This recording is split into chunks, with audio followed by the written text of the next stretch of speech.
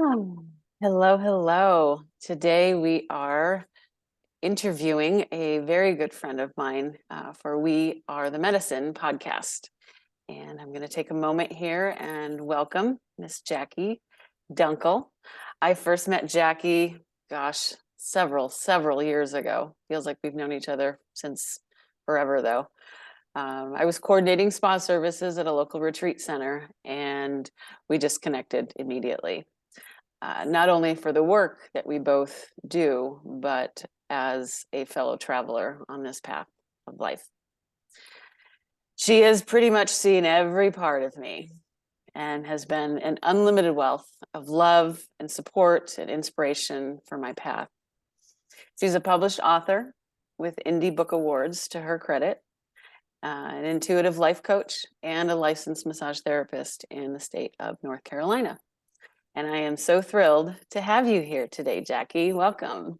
Thank you. Thrilled to be here. This is exciting. It is exciting. I am encouraging myself to do more things that are exciting and things that light me up. And this, ironically, is one of them. Yeah. I didn't know I liked to talk so much. Well, we learn new things every day, don't we? We do. And I know for myself, my last year has just been like one new growth after another, one more transformation after another. So, in speaking about that, I'm going to invite you to start the conversation a little bit about your life, about how you have arrived here on June 5th, 2023, arms and legs intact and heart and mind connected. So I'm going to open the mic up for you. All right. Thank you. Thank you Yes. so much for having me.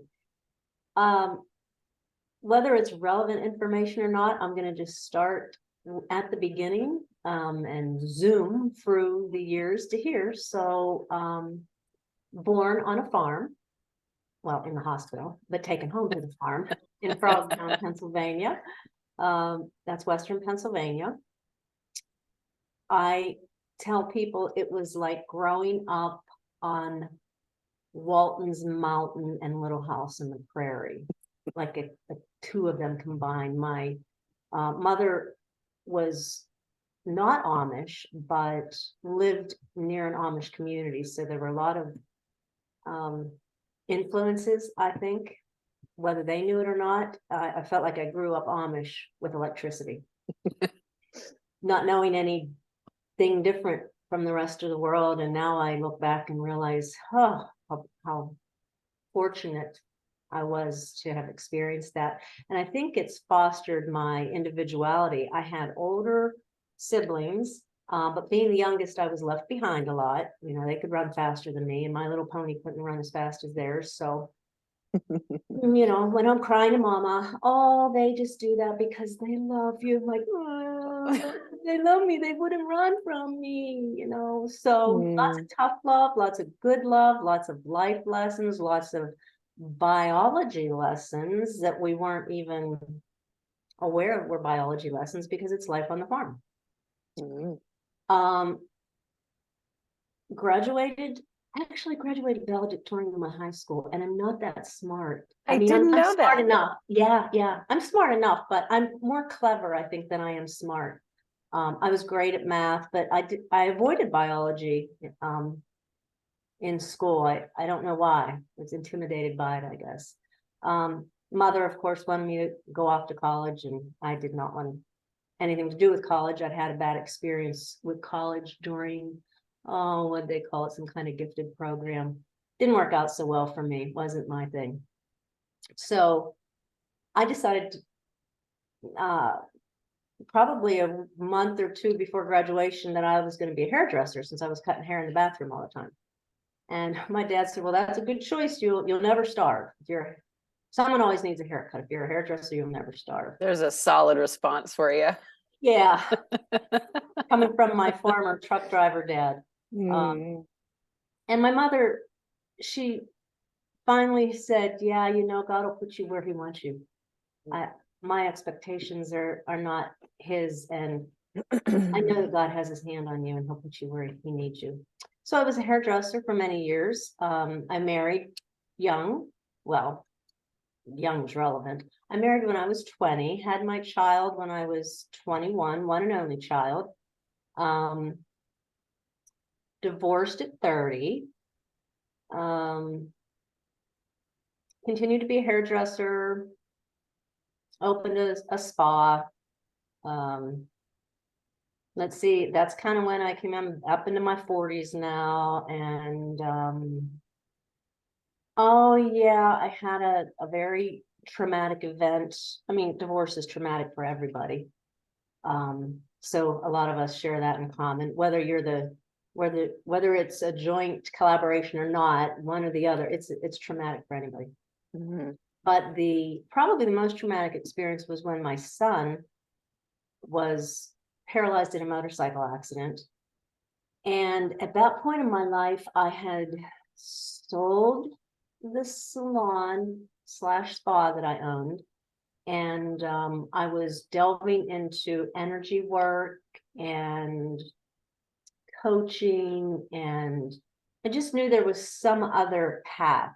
And my fellow hairdressers would say, you don't give the best haircut, but people love you. There's something that you do. And we think it's because you touch them. That's what they told me. We think it's because you touch the way you touch them. We've been watching. I went, there might be something to that, right? Well, I get the call that my son's basically going to die or be paralyzed. Rush down there. That's a horrible whole thing. The books can tell you all about that. But that did catapult me into a whole different space. I was already experiencing the energy work just internally, the energy in me, and supported by actually a nun. And we'll just say she wasn't a real conventional Catholic nun. I'm not Catholic, but she was very supportive and gave me a lot of great suggestions with the energy work and where it was coming from and how to be trained. Let's see. Met my now husband, Chuck, and he was instrumental in helping me get through that process of my son's accident. And we ended up moving to Bradford, Pennsylvania, which is where I met lovely Dania. And serendipitously enough, she is the designer of my books. So as we're doing massage and I'm telling her I'm writing a book and I need just, that's what I used to do. So Spirit had sand all over that. Yeah. I love the massage work. I love the energy work.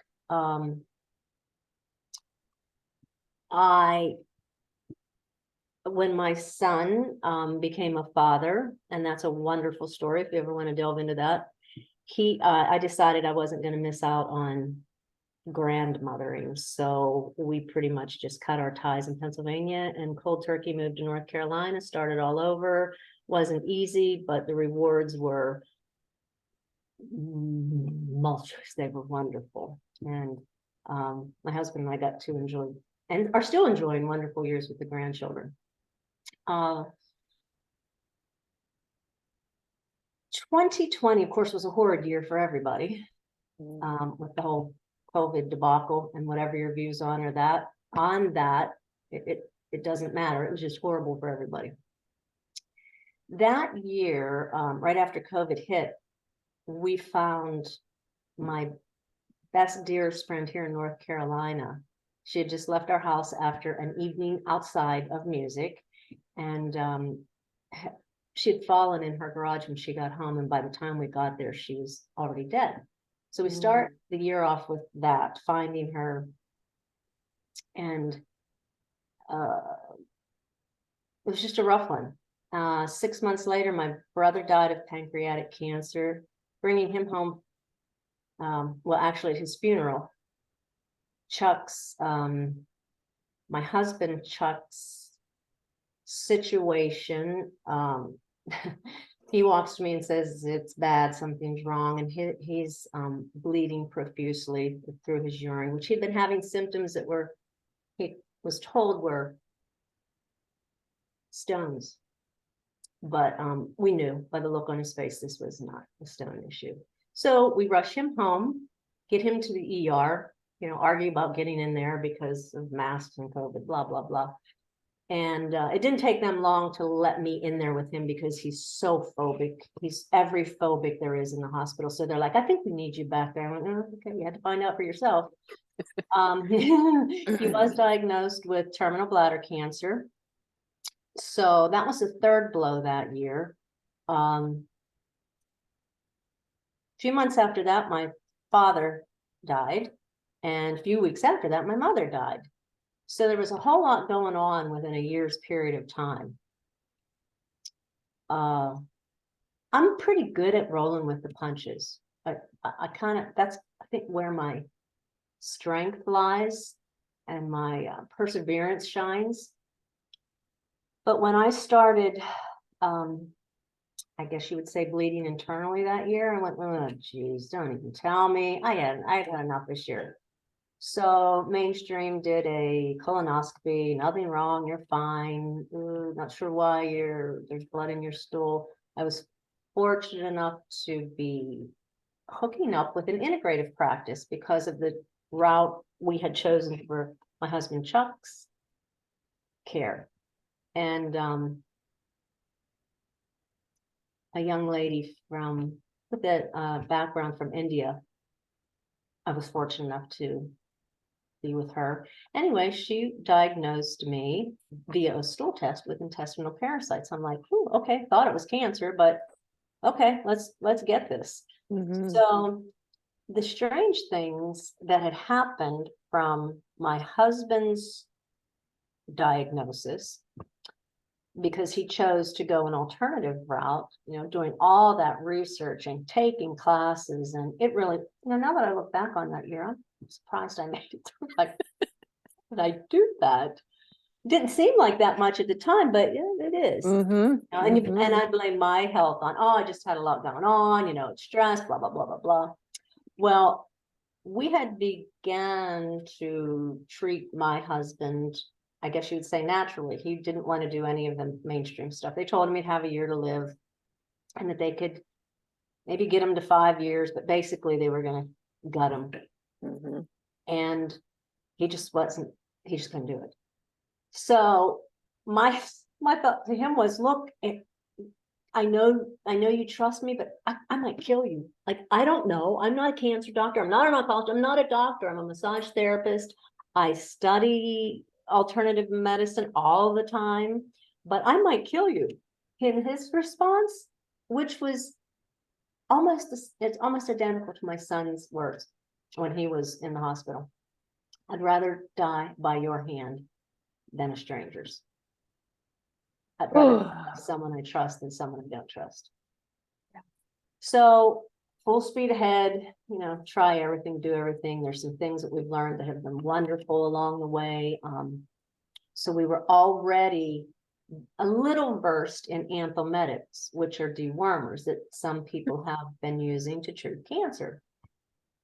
And Chuck had a very positive reaction as soon as we started using the dewormer, and we'll just say strange looking things came out his urine that the doctors wouldn't check or test. In fact, hate to say this, but we were kind of blackballed from our big deal learning hospital here, and then our little local hospital, we were asked not to come back.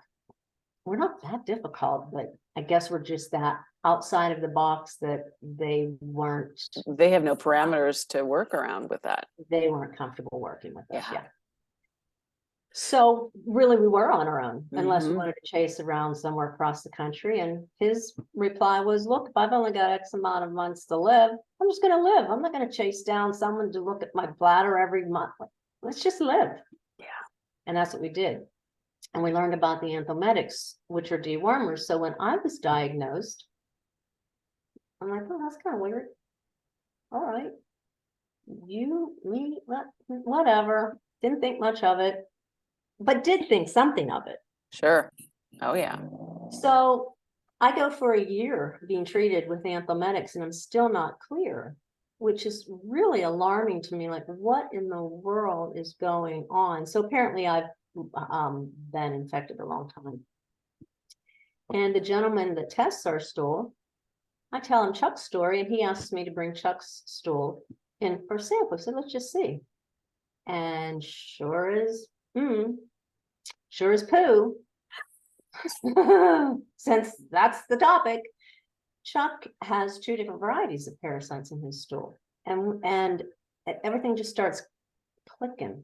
Like, what we thought were parasites coming out in your urine after you started the dewormer, maybe they really were. You know, maybe we weren't crazy. Mhm. Maybe we're not crazy.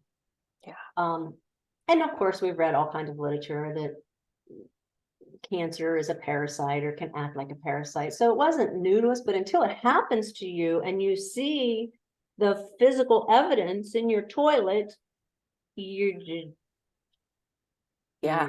it's not real. Right. It's something that happens to somebody else in some It's a sci-fi country. movie. Yeah, it's a sci-fi movie. Yeah. Yeah. And the people, you know, that know what you're doing, and that, you know, you get the kind of looks like, oh, we know you're crazy, but we're glad you're doing it. You know, oh, you crazy kids, you. We respect your choice. So it's been one heck of it's been a surf ride, and it's been high tide like for the last 3 years. Interestingly enough, because I work with a lot of clients and I'm an energy worker and body worker, word gets out that Chuck's still alive. He's supposed to be dead. It's 3 years now. He's alive. He doesn't have any signs of cancer, but of course we don't know for sure because he doesn't have any doctor oncologists per se. We have found some local doctors that are really supporting us right now, which is wonderful. But word gets out and people are wondering and asking. And long story short is I'm encouraging people to have their stool tested at a reliable facility. I'm up to 10 out of 10 people now testing positive that I know personally. And I'm thinking, gosh, for something that's supposed to be so rare in third world countries, why are all these people testing positive? And the reason I don't doubt it is because I've been to the facility and I watched the gentleman test the stool, and he shows me the actual proof in the microscope, the egg, the larva. It's like being in a biology class. There's biology. Yeah, and there's what I wanted to say. I finally got my official biology class. So you resisted it. You've been resisting it for how long now? The universe is like, no, this is really what you need to do right now. Look. Hello.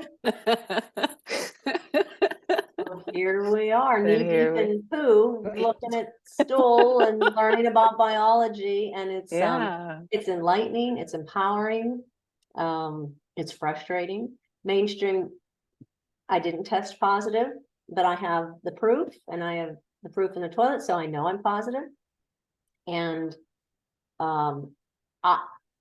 this isn't too big of a leap for me, I'll tell you that, because for the last, well, since I've been 30, I've been misdiagnosed at least a half a dozen times. Endometriosis, I was told when I was 30, and I would need to be on medication. Couldn't afford the medication, said, you better test me to make sure. Tested, biopsied. Oh, no, you don't have endometriosis. I thought, what if I wouldn't have asked? Or what if I was just somebody that could afford the medication? I would have just taken it. Right. And then, that got me to thinking, what the heck is going on here? Yeah. And then misdiagnosed with melanoma on my foot, told I should schedule radiation and chemo and all that. And I said, no, let's not get ahead of ourselves. Let's test it. 3 months later, a pathology report comes back, undetermined. A breast lump they thought was breast cancer. No, thyroid, hyperactive thyroid, thyroid disease and nodules. That I was guided to heal naturally. This blood in the stool, check the colon, missed that. So it's not a stretch for me to go, oh, LabCorp missed that a corporate lab missed the that a corporate lab, it was not a surprise for me that a corporate lab didn't find the parasites. Yeah. That's my luck with mainstream. I just have horrible luck. I wish Well, I didn't. I wish it were easy for me and just go to the doctor. is well, and apparently that's not supposed to be your path.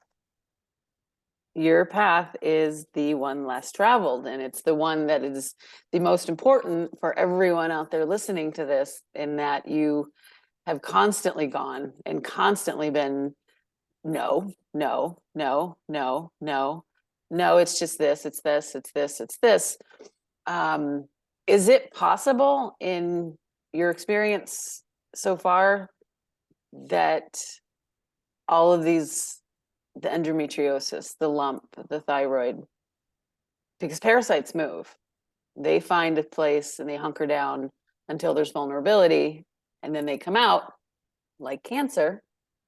So is it possible that over the years, maybe I don't want to diminish the beauty and the joy of living on a farm, but you could have had it your whole life. Your Yes. whole life. And then when stress comes to the forefront, the body's like, oh, poop, we got to do something about this. And these things just start doing what they do. Right. Your T2 immune, your Th2, your immune, Th1, your T1 and T2.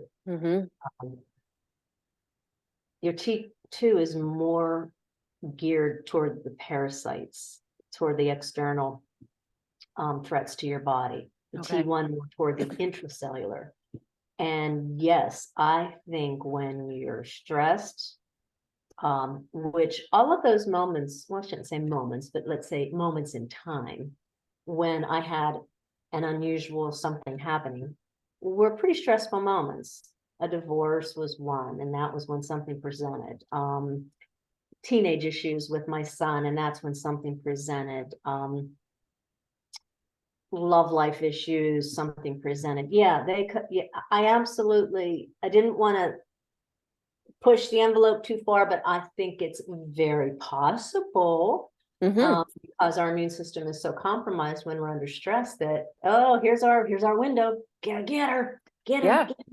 And I Yeah. also think that can correspond with the different, and we might be getting, you and I will get this, but it can correspond with the different chakras and what part of your body is under attack at that time, or psychically or Yes. etherically you feel under attack at that time. So yes, and yes.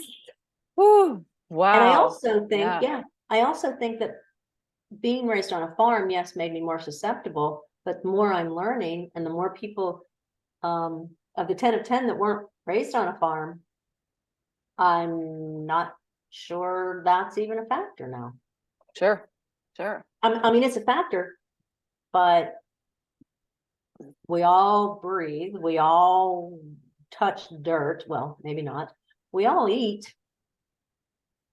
And I'd say at least 3/4 of us all have domestic pets. Bingo, zinga. Yeah. That sleep with us. My dad would say, no animals in the house, they'll make you sick. And he was right. He was right. But he didn't, that generation, of course you are, Dad. You're always right. Yes, That Dad. generation knew, but they had stopped worming people or cleaning people regularly by then. I guess around in the 30s, sanitation became a thing, and Yeah. countries still do worm, but Well, America. and today there's a jar of antibacterial soap and lotion everywhere. They have it in the parks. They have it in, places where Grocery you stores. just grocery stores. They have it in everything. So everything is so clean, but we're You think? dirtier than ever because our bodies are so used to absorbing all that stuff that we don't even recognize when we are getting sick. And the immune system has to battle all those ingredients and pump it out of the lymph system anyway, because it's not natural for us to be sterile. Microbes are not sterile. This is not a sterile world. And we keep trying to make it sterile, to make it safe. Yeah. Yeah, we're biological creatures. There's my daggone biology again that I tried to avoid. Yeah. Yeah. We're biological What you creatures. resist persists, my love. It surely does. It Now gave you, it said, okay, so you're not going to study biology. You don't care. Guess what? I'm going you're to give gonna you an live it. entire life of nothing but biology. And you're going to get so into it. You're going to be a force to be reckoned with when it comes to it. Yeah.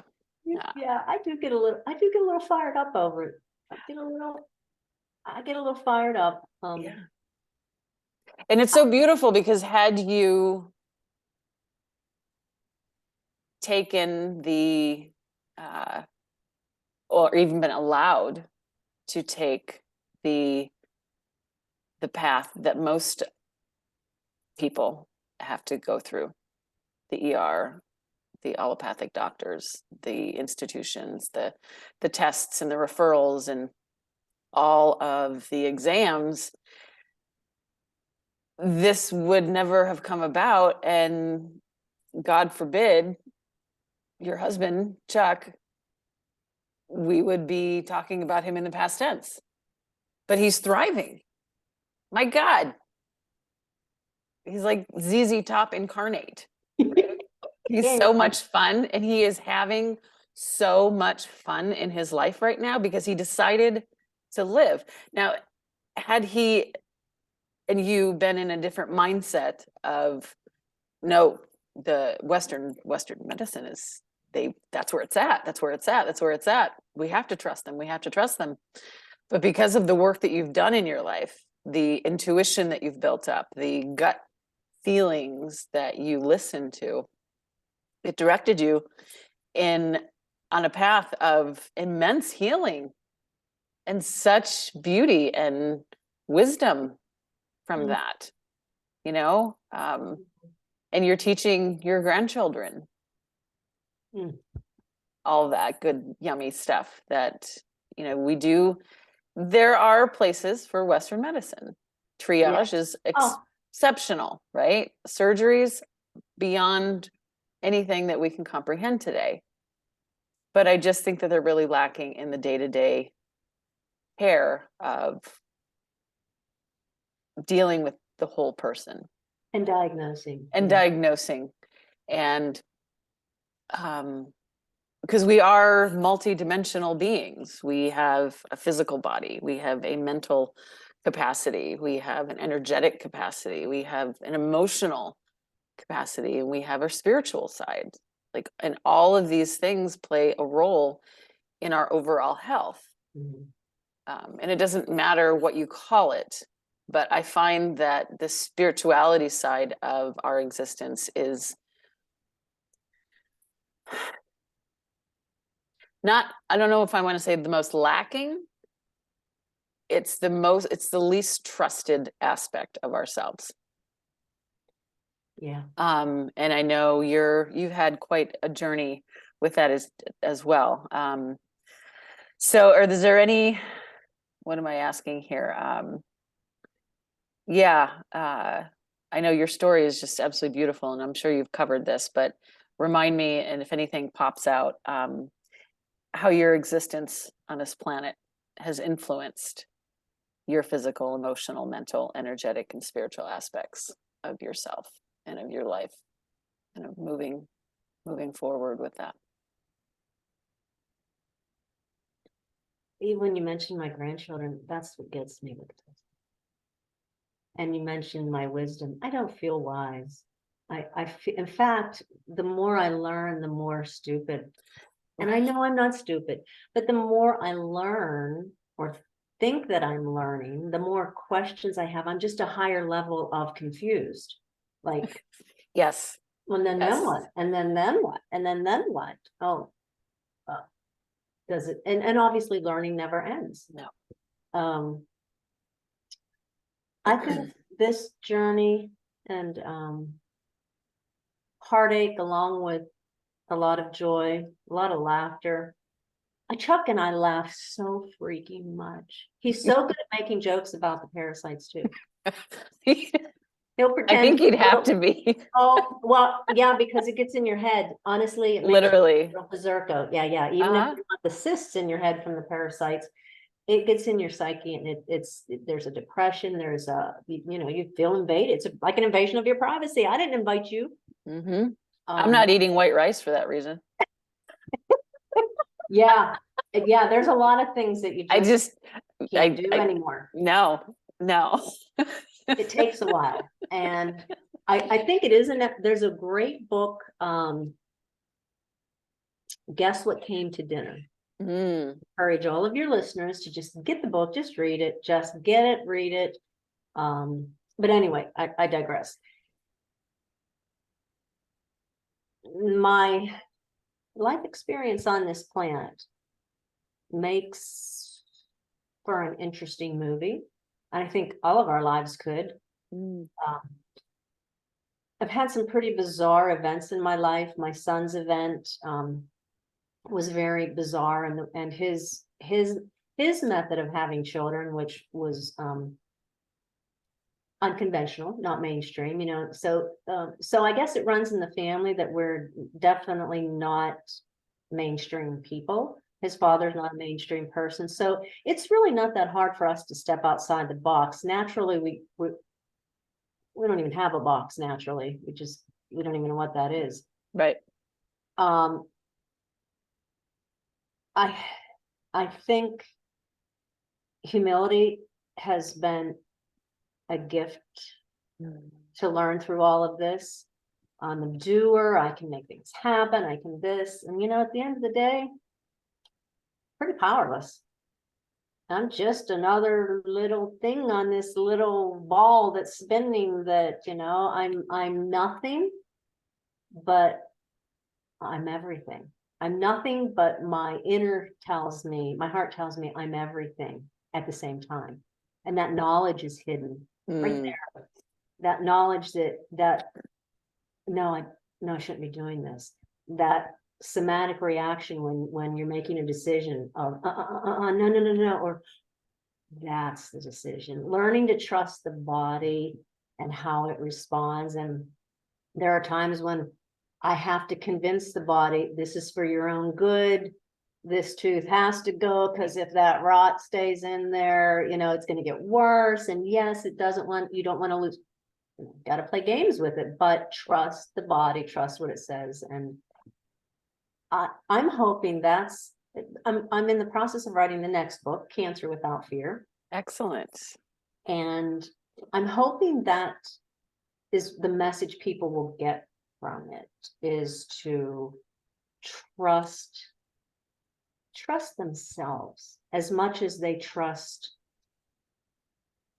anyone else, whether it's their neighbor, their doctor, their priest.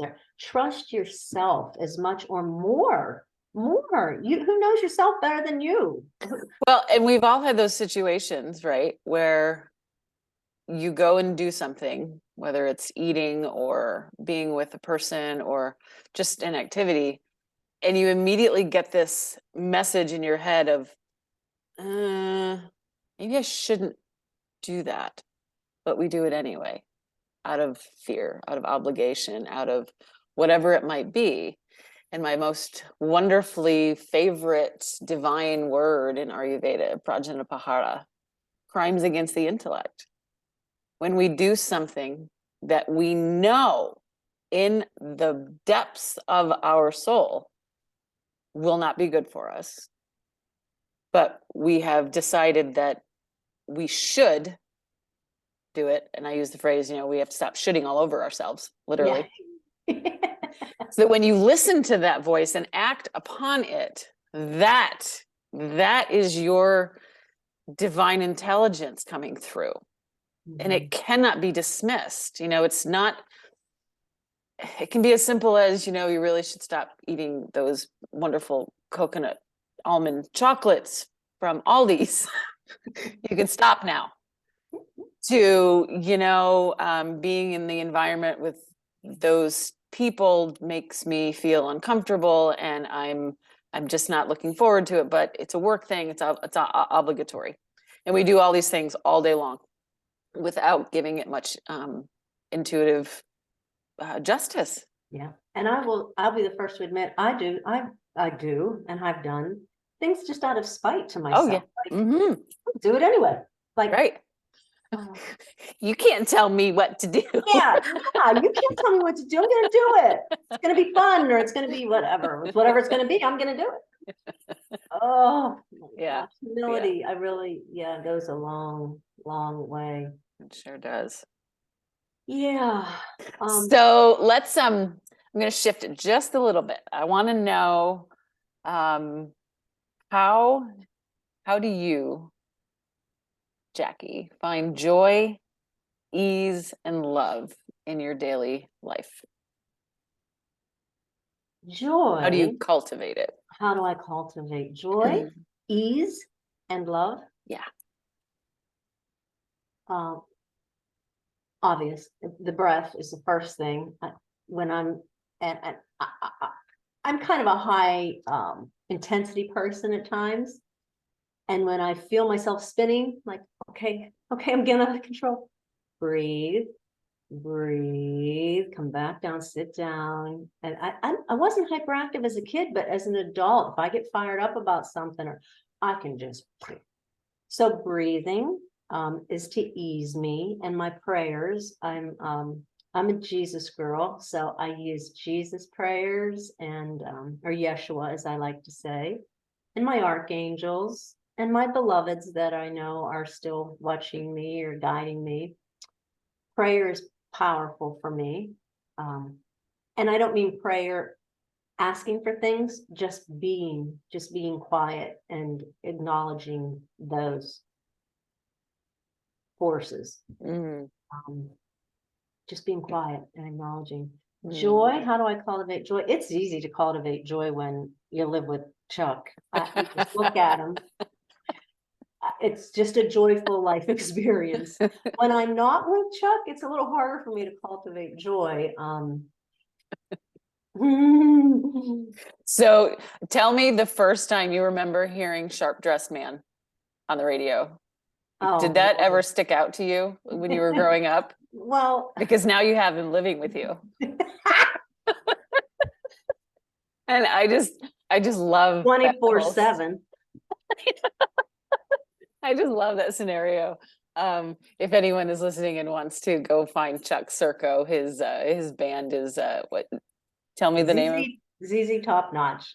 ZZ Top Notch. Yes, go look it up and go see his performances. He is an absolute riot, him and his whole team. So he's funny. And I don't remember when I first heard that song, but thank God I like that music because as an old football coach, now he watches film. So he watches Billy Gibbons and he studies and he does, like he's playing a role. Yeah. So it is 24/7 at our house now. And I have to remind him, you Chuck Circle. Hello. Hello. Oh, I love it. So is there anything else that you feel like you'd like to bring into this conversation? We've covered quite a bit. Yes, there's one last thing. I applaud you for your endeavors with this podcast. I think podcasts are fabulous. I don't listen to many of them, but I think they are how we learn. They're unfiltered, unbiased. They're real people. They're you may like them, you may not, but at least you know what you're getting is that person. And in my opinion, that's my church. When Christ told us to minister to each other, he didn't say go build a big building. He didn't say, pass the plate around, or all these things that we have done to institutionalize spirituality or Christ or faith, whatever it is. This is my church. So to me, this is a ministry. And that works for me. I don't have a God club now that I belong to. My home church was in Frogtown, but I just haven't. I'm not a joiner. I guess I'm not a joiner. That goes along with me being outside the box. Maybe that's part of it. I'm not comfortable in that structure. I think it's necessary for many people. I think it's necessary for me at times. I like to go, I love New Year's Eve, Christmas Eve service, or, Mm-hmm. I love a ritual. Yeah.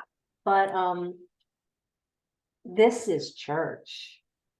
My fellow humans, my sisters, my brothers who want to love each other and want to share good things and encouragement. That's church. I agree. I agree. And it's interesting that my experience with the building of where God lived Yeah. was never this. It never felt this way.